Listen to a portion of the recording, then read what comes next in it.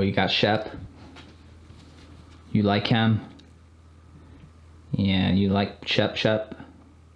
We call him Shep. I'm not saying it's the most creative name ever created for a pup's toy, but nah. You gonna tell him? We gotta let him know, right? All right, so today we went to the park. Shocking, I know. And I saw something that bothers me, that I see this fairly often, and I wanna talk about it. We're gonna get to that specifically in a moment. This video is just kind of going over some basic do's and don'ts with German Shepherds. Honestly, a lot of this will apply to any dog breed, but we have Shepherds, that's mostly what we're applying to.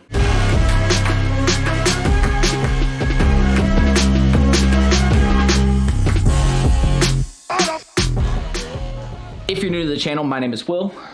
This guy here is Lotus. This is Enzo, licking Shep to death. And as I mentioned, we're gonna go over some do's and don'ts with German Shepherds. All right, so let's get into it. The first thing you should never ever do with your German Shepherd, and this is the most important thing. If you take only one thing from this video, let it be this, and that is, don't ever give them up. Dogs, they become attached just like humans. Shepherds are even worse at this. They become even more attached to their pack. The thought that people think that they can just give them up because, oh, I got a promotion, or I got a new job, or I met somebody online and I'm moving across the country to live with them. Like, what are you thinking? Dumbest things I've ever heard of. Do not give them up, or any dog for that reason, but especially Shepherds. And if you are brave enough to adopt a pup, a Shepherd specifically, I commend you so much, and I give you nothing but positive praise. Keep in mind that it's gonna be even harder for you, because I promise you, they're gonna change over time. When you bring them in, they're gonna act one way that could shift a little bit. So be prepared for that. Also, know that especially with a rescue, it's going to take more than 6 months. There was a comment recently where somebody rescued one. It was from an abusive background. It'd been like 3 or 4 months, and they were like, if I can't get this resolved, I'm gonna have to give them up. Like, you thought this was just gonna be a walk in the park? If you get the most perfect Shepherd, the most calm, the most best behaved Shepherd, I mean, Enzo is pretty freaking close, I'm not gonna lie. Nothing against Lotus. Lotus is actually more normal. Enzo is actually like way abnormal in a good way, with his demeanor and the way he is around people and other animals and just everything in general. He is way above the norm. Even if you get that pup, it's still going to be hard. There's still so many struggles with Enzo.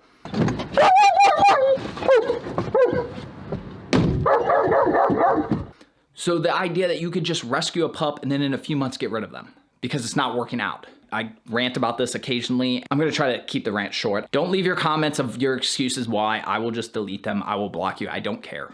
All right, the number 2 thing, traveling with your pups. If you've watched our channel, you know that I go places with them almost every single day, sometimes multiple times a day. I've spent a lot of time and effort trying to make things as safe as possible, and it really bothers me when other people seem to do the opposite. They seem to be taking time and effort to make things as most dangerous as possible. So here's a video clip that I caught a few weeks back. This is not acceptable behavior. I don't know why people think that's okay. Like, if they wreck, they're not going to survive. Just so unbelievably unsafe.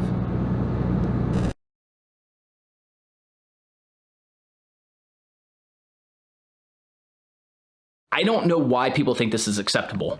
I'm really happy that some states has even outlawed this to where, like, if the pup isn't in a seatbelt, basically like a restraint of some sort, that they're not even allowed to be in the car. You're not stealing Shep from Enzo. Enzo had him first. No, you're not gonna lay right here and pretend you're just hanging out. But this is never okay.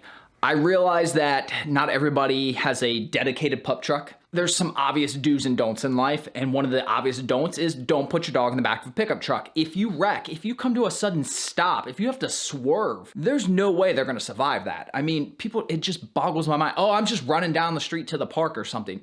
Okay, because nobody's ever gotten in a car crash near their house before. I mean, what are you thinking? All right, Shepherds shed a lot. One of the newbie questions I get, and it's understandable, if you don't know them, you wouldn't know this, is, well, why don't you just shave their fur? You can't do that with Shepherds. Shepherds have dual coats. If you shave them, it won't grow back right. It'll ruin it, and their coats not only keep them warm, their coat actually also keeps them cool.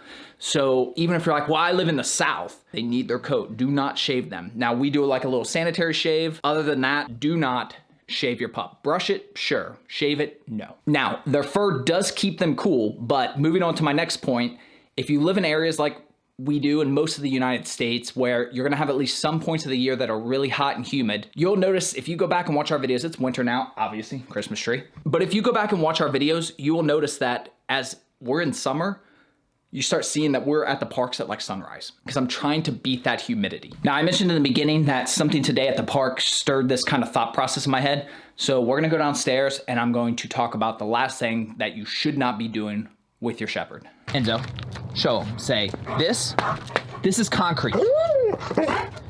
Now, do me a favor, go outside, take your shoes off. I want you to stand on the concrete like I am. Run around some. See how that feels. There's a reason people don't run barefoot on concrete. There's a reason people run in shoes or on a track or in the grass or something. You don't just see people running around barefoot on concrete. It's not good for you. Lotus, don't eat the concrete. I know it's not good for running, but it's not good for eating either.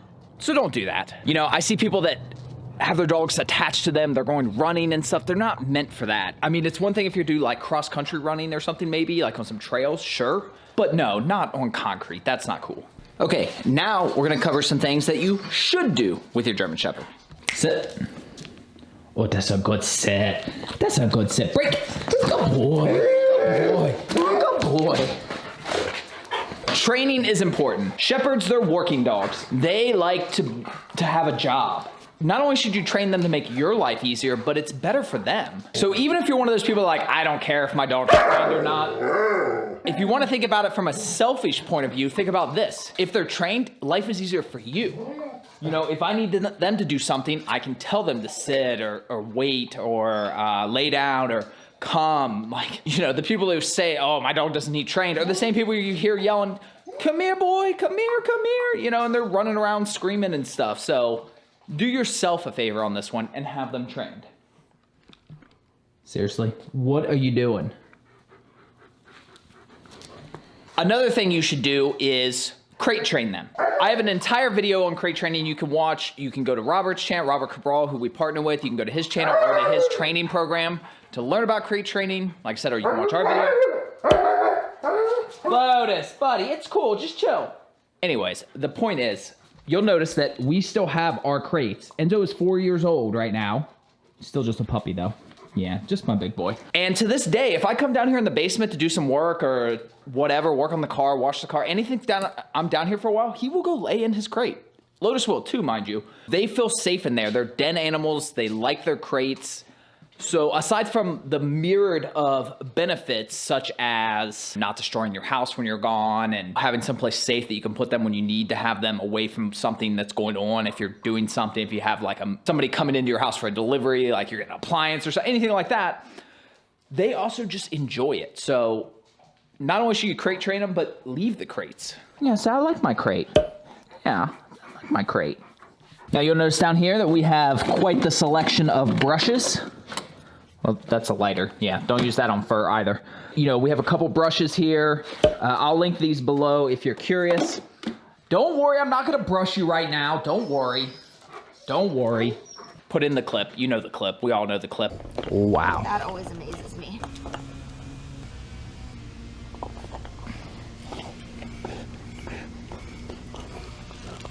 And that's why brushing is important. Now, we also do a sanitary shave where we do like the white part like here, just to make that a little cleaner under the tail. That's okay. If you want to do something like that or have your groomer do something like that, that's fine. You can brush their fur, but you can't cut their fur. Do you need help? What has it? Let me see. Oh man, that's way back there. Hold on, let me get something. I'm going as fast as I can. That's a little dusty. Let me rinse it off first. I'm sorry I had to stop the video to get his glow ball. It is his favorite toy, and it's not like he doesn't have a dozen more of them down there, but he needed that one. There's even another one right there on the ground. Yeah, Precious, I know. Oh, that's a good boy. Yeah. Say, gotta be gentle with the ears. I know. Gotta be gentles. Do play with their ears, especially when they're a puppy. Get them accustomed to that. Ears are a body part that they are going to defend if you don't get them accustomed to knowing that it's okay. Now, mind you, it is a very sensitive body part, so be very, very gentle, but it is good to just kind of rub on them a little bit and, you know, just get them accustomed to that. In addition to that, you should also play with their tails for the same reason. I got you! A dog who is not accustomed to that would try to snap your hand. Don't believe me? Go find a random dog and do it. No, don't do that. Don't do that. Say, I gotta play with the paws too. Let me see that paw. Let me see that paw. I'm sorry, I almost made you trick. I'll play with your paw too. Oh my goodness. Oh my goodness. Oh my goodness. Get your frisbee.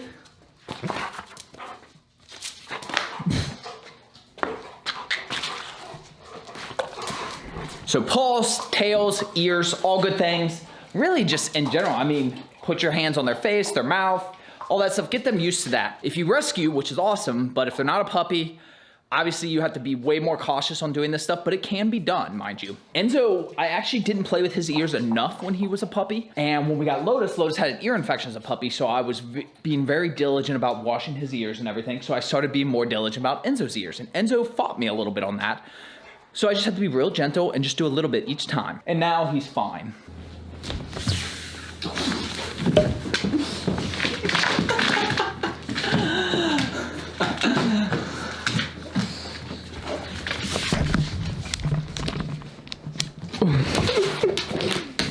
All right, and the last thing you should definitely do is don't like irritate them necessarily, but in an effort to make sure they don't become aggressive around their food and stuff, is you should kind of, you know, just kind of pet them and do different things. And, you know, when they're eating, you know, you can grab their paws, you can grab their tail, you can kind of just different things to where they know that, hey, eating is not something that I have to be like protective of. Lotus, you gonna come eat? You got the double bed there?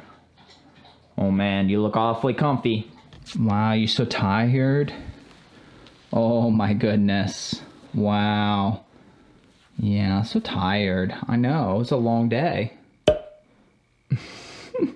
All right, well, I hope you guys got some usefulness out of this video. If you're looking to get a German Shepherd, or if you just got a German Shepherd, ask any questions you have below, but definitely search our channel first. We've done a lot of videos, a lot of Q&As, a lot of German Shepherd frequently asked question type videos. So I ask you to at least search and check around our YouTube page. We also have a website, which is linked below as well, with some common questions about Enzo and Lotus specifically. So if you're new to the channel, a lot of those answers will be in there. But if you can't find the answer you're looking for, by all means, leave it below. Happy to answer it. Plenty of content coming. Appreciate you guys as always. Subscribe for more, and we'll see you on the next one.